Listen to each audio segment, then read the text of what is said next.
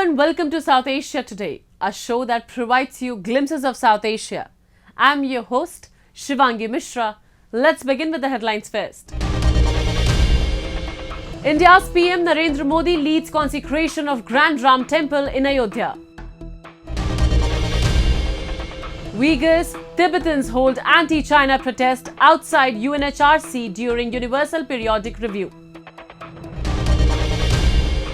And Traders Association and locals boycott Kashmir Solidarity Day in Pakistan-occupied Kashmir. Let's begin the show. As the Grand Ram Mandir consecration ceremony concluded on January 22nd in Indian temple town of Ayodhya, the entire nation soaked into the ocean of devotion, including neighboring Nepal. All kinds of people, from prominent Indian politicians to entertainers and athletes, flocked to see this once-in-a-lifetime opportunity. The event offered a way forward for India and the neighboring countries like Nepal, as the epic Ramayana is highly regarded in the South Asian nation and their cultures. Siyavar Ramchandra की जय, सियावर रामचंद्र की जय, सियावर रामचंद्र की जय.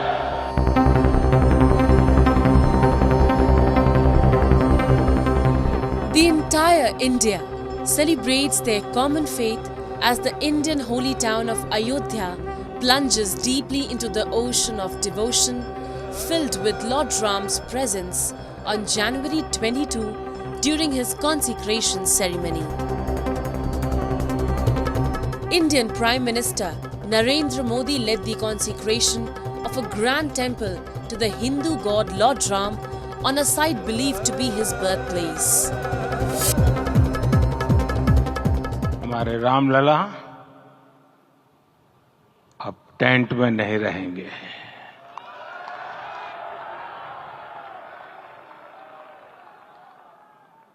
हमारे रामलला अब इस दिव्य मंदिर में रहेंगे.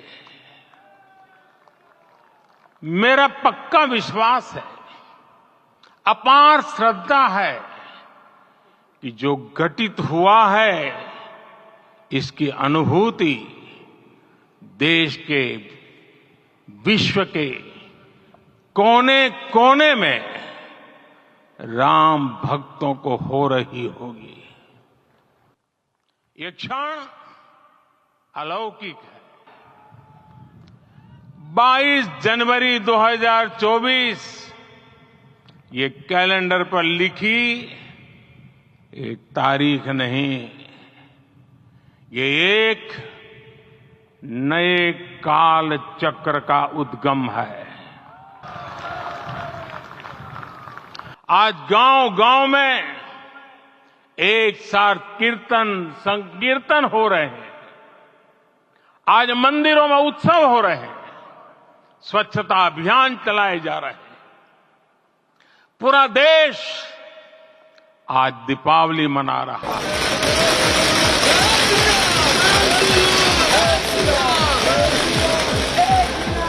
For the Ram Mandir consecration ceremony, invitations were sent to over 4,000 saints and dignitaries from India and around the globe, uniting India with countries that share a common faith. As the nation witnessed the Pran Pratishtha ceremony, Indians rejoiced in the homecoming of Lord Ram by lighting diyas and bursting firecrackers irrespective of their faiths.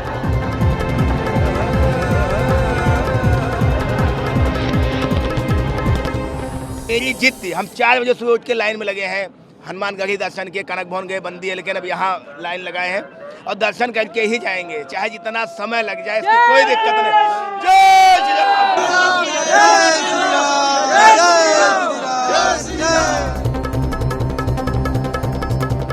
The grand event offered a way forward for India and the neighboring countries, as the epic Ramayana is highly regarded in the Southeast and South Asian cultures.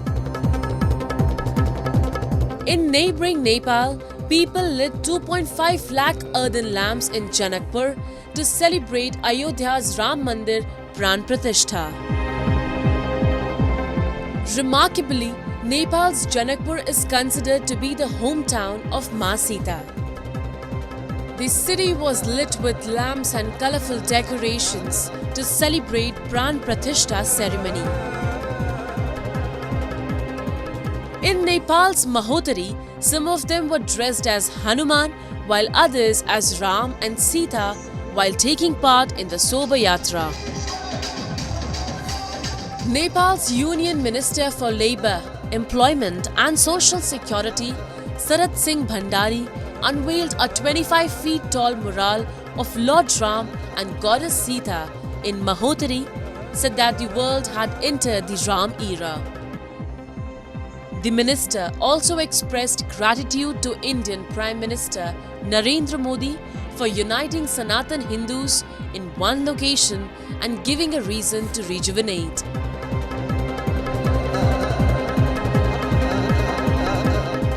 हम धन्यवाद देना चाहते हैं विशेष करके भारतीय प्रधानमंत्री नरेंद्र मोदी जी को, जिनकी पहल में, जिनकी इनिशिएटिव में इतनी बड़ी संसार भर के लोगों को एक जगह खड़ा करके, एकजुट में खड़ा करके और एक श्री राम के नाम में सबको एक जगह करके एक शक्ति के रूप में जो उन्होंने आगे बढ़ाया है, ये हम लोग के लिए बहुत बड़ी बात है। हमारी सनातनी को, हमारी संस्कार को, हमारी संस्कृति को रक्षा करने का जो दायित्व तो हमारे कंधे में आया है, हमको लगता है आज का दिन एक नई युग का शुरुआत हो रहा है। एक नया युग में हम लोग प्रवेश कर रहे हैं और श्री राम का युग में हम लोग प्रवेश कर रहे हैं, पुनः उसको स्थापित कर रहे हैं। और उनकी जो जितनी भी उनकी चरित्र है, उनका जो उनका देन है, वो सारी बातों को हम लोग आगे बढ़ा रहे हैं। इसलिए हम पुनः सारे नेपालियों की तरफ से हम इस हर्षोल्लास में जो हम लोग आज मौका मिला है, उसके लिए बहुत बहुत धन्यवाद देना चाहते हैं। The magnificent Sri Ram Janmabhoomi Mandir is being constructed in traditional Nagara style. Its length is 380 feet, width is 250 feet and height is 161 feet, and is supported by a total of 392 pillars and 44 doors. In the main Sanctum Sanctorum on the ground floor, the childhood form of Lord Sri Ram, the idol of Sri Ram Lala, has been placed.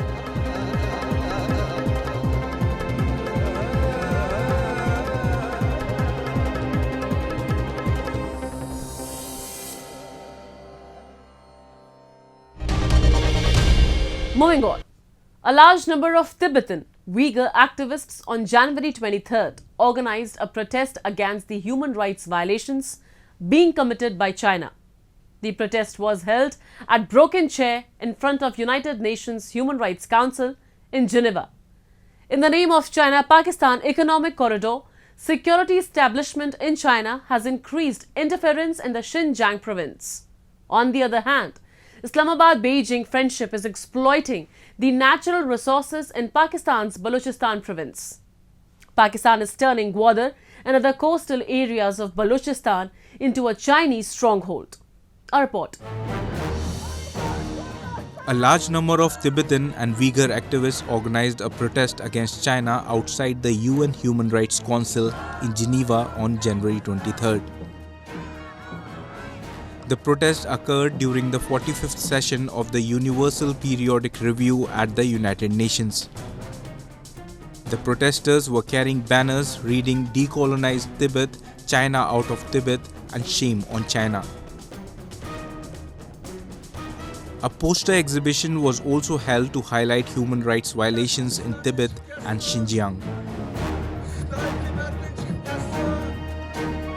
It is a good step, I believe, because 2018 Sri Circle only 14 countries raised the Uyghur issue, but this time more than 31 countries. But 2018, there is no big evidence, nobody knows, because China had successfully hiding this reality.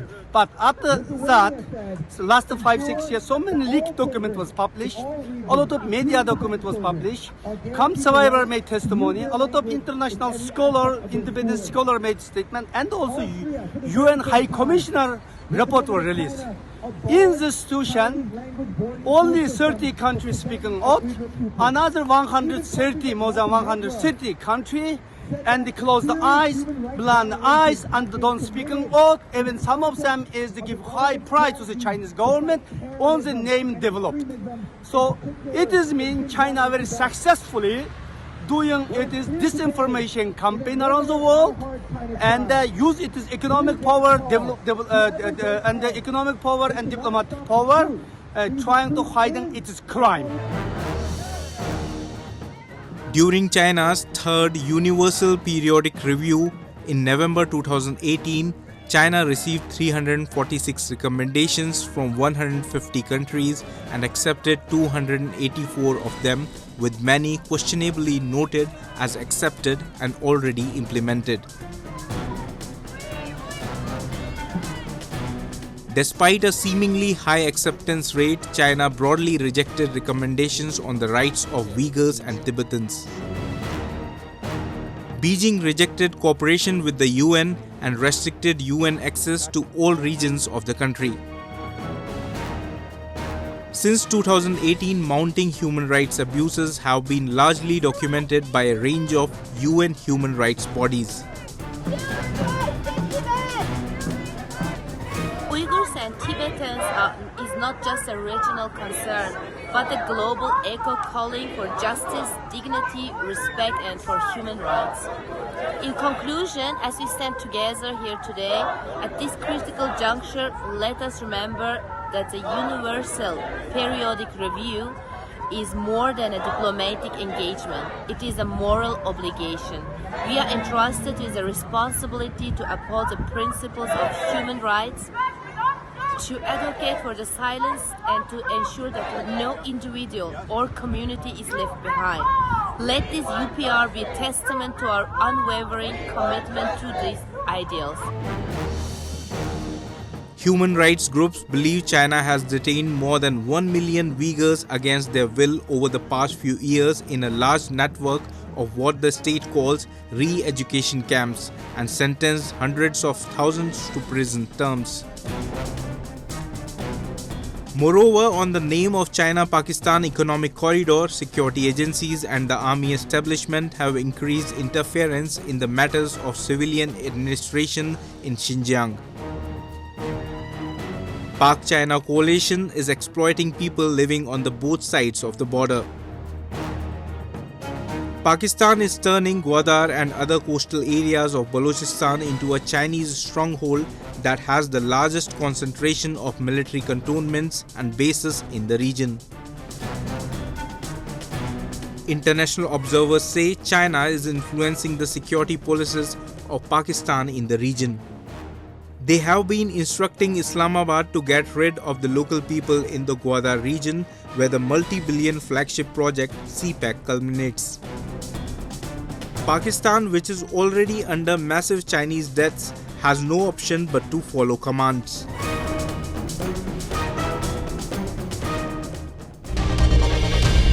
Now we take a look at some happenings in Asia in a segment called Asia Watch.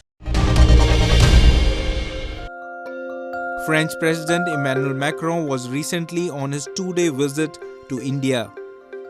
Upon his arrival at the Jaipur International Airport, he was welcomed by External Affairs Minister S. Jaishankar, Rajasthan Governor Kalraj Mishra and Chief Minister Bhajan Lal Sharma. Macron visited various places in Jaipur like Hawa Mahal, Amber Palace and Jantar Mantar. His visit caps the 25th anniversary celebrations of the India-France strategic partnership. During the visit, French President Emmanuel Macron and Indian Prime Minister Narendra Modi held bilateral meeting at Taj Rambagh Palace in Jaipur. The French leader attended the Republic Day Parade 2024 as the chief guest. A French armed forces contingent participated in the Republic Day Parade and fly past alongside Indian troops and aviators.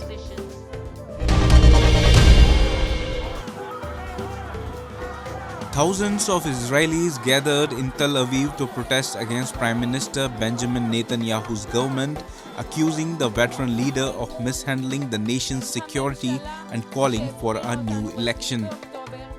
The massive anti-government protests that shook the nation for much of 2023 ceased after Hamas' October 7 attack on Israel as political rifts were set aside. With the war in Gaza in its fourth month, however, and opinion polls showcasing lagging support for Netanyahu, calls for leadership changes are growing stronger. This was reflected in a turnout at central Tel Aviv Square where many of last year's protests took place.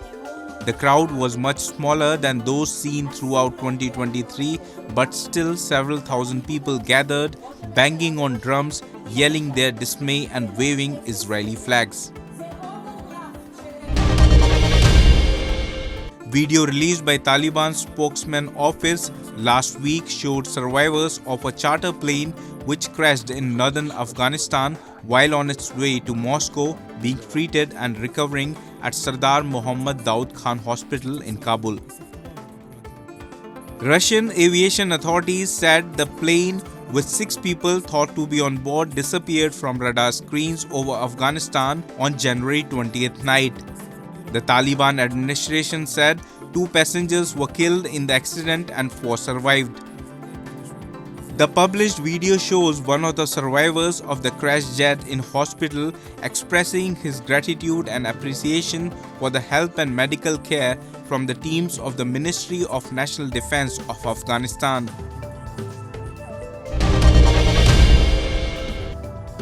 Japanese nuclear power plant operator Tokyo Electric Power Company TEPCO wrapped up testing of the first drones to be deployed to the wrecked Fukushima Daiichi plant in its decades-long decommissioning process.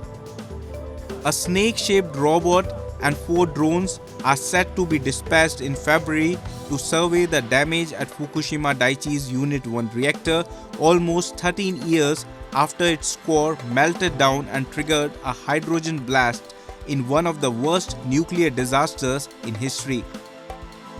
Although robots have surveyed the submerged interior of Unit 1 reactor's containment vessel, this would be the first time a drone would enter the vessel to provide a fuller picture of the damage above water, according to TEPCO.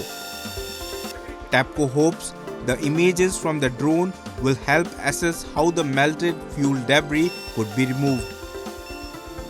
The nuclear reactor in Unit 1 was the first to start melting down after a massive tsunami struck the east coast of Japan in March 2011. It is believed to be the most severely damaged out of the 4 reactors that were operating that day, and TEPCO is still in process of trying to understand the extent of the damage and how to remove the molten fuel, a process that experts say will take decades.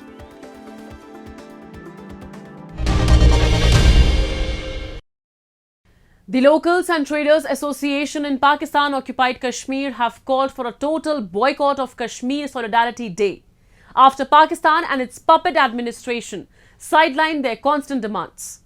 The Traders Association and other stakeholders leading the protests against illegal taxation, overbilling of electricity bills and 18 to 20 hours of load shedding have termed Kashmir Solidarity Day a complete hogwash.